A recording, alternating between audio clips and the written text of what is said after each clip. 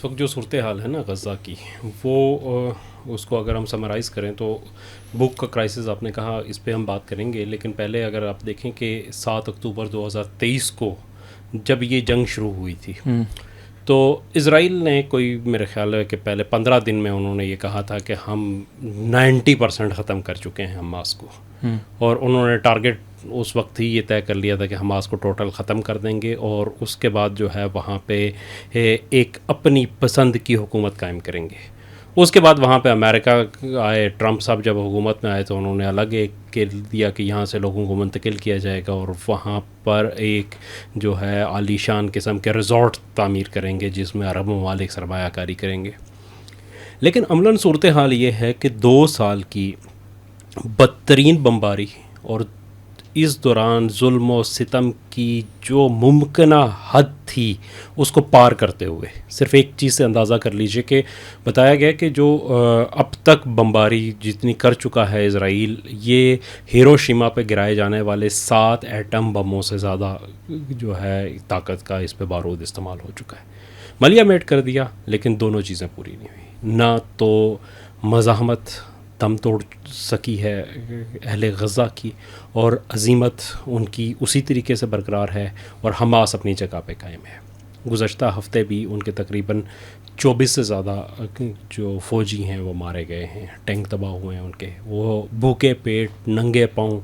لیکن ان کی جو مزاحمت ہے وہ جاری و ساری ہے۔ دیکھیے اس میں ان کی جو ٹاپ لیڈرشپ ہے ان دونوں، مطلب پہلے ان کو اسماعیل ہانیہ کا اور پھر بعد میں ان کی جو سیکنڈ لیڈرشپ اس کو بھی مار کے،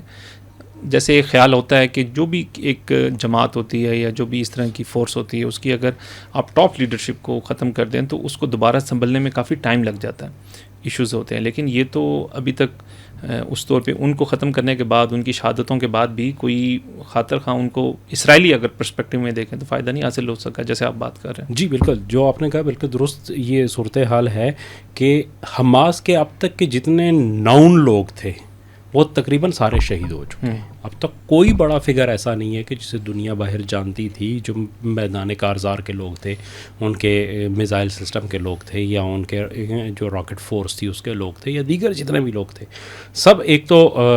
جو لیڈنگ فرام دا فرنٹ ہمیں وہاں پہ نظر آیا کہ وہ لوگ آئے اور انہوں نے دوسروں سے بڑھ کے قربانیاں دی اور خود جو ہے وہ شہادت پائی،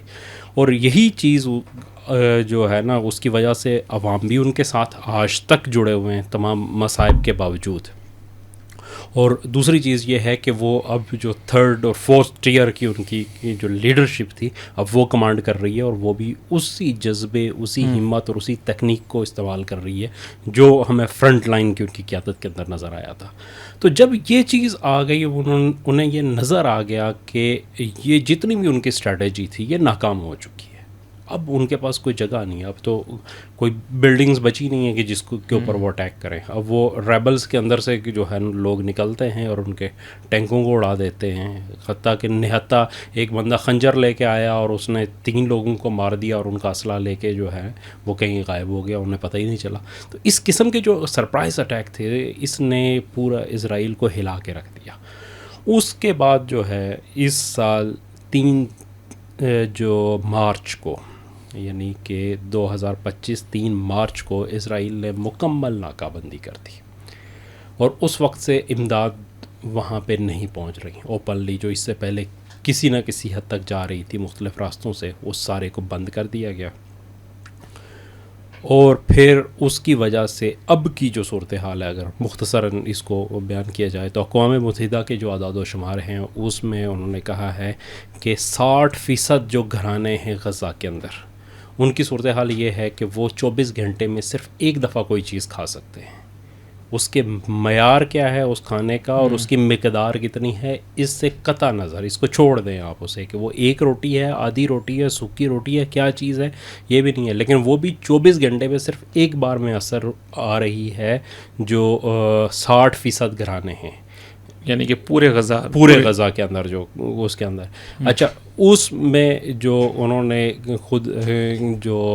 UN فوڈ پروگرام ہے اس نے بتایا کہ اس وقت جو بچے ہیں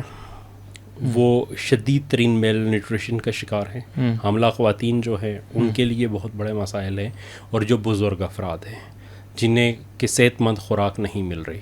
سرے سے میسر ہی نہیں ہے. اور انہوں نے یہ کہا ہے کہ اگلے 2 ہفتے تک اگر یہ صورتحال برقرار رہتی ہے، یہ تقریباً 3 دن پہلے کی رپورٹ تھی کہ اگلے 2 ہفتے تک یہ صورتحال برقرار رہتی ہے تو اس صورت میں کم از کم 6 لاکھ لوگ جو ہے وہ شہید ہو جائیں گے غزہ میں.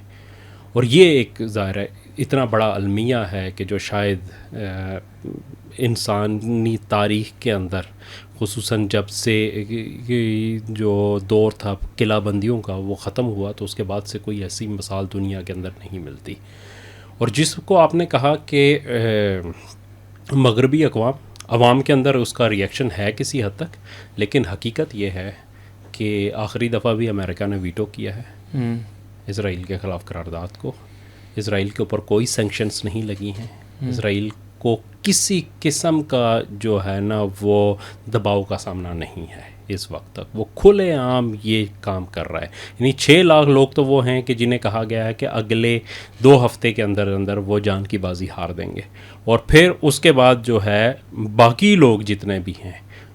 وہ 1 مہینہ جو ہے وہ اگلا نہیں نکال سکیں گے. ان کی زندگی اور سانس کی ڈوریں ٹوٹ جائیں گی. اور اس سے بڑھ کے ایک المیہ یہ ہے کہ غزہ کے بارڈر سے صرف 20 کلومیٹر دور مصر کے اندر العریش کا جو شہر ہے، وہاں پہ اقوام متحدہ کے فوڈ پروگرام کے مطابق 3 مہینے کی خوراک کا ذخیرہ موجود ہے جو غزہ کے تمام لوگوں کے لیے کافی ہے.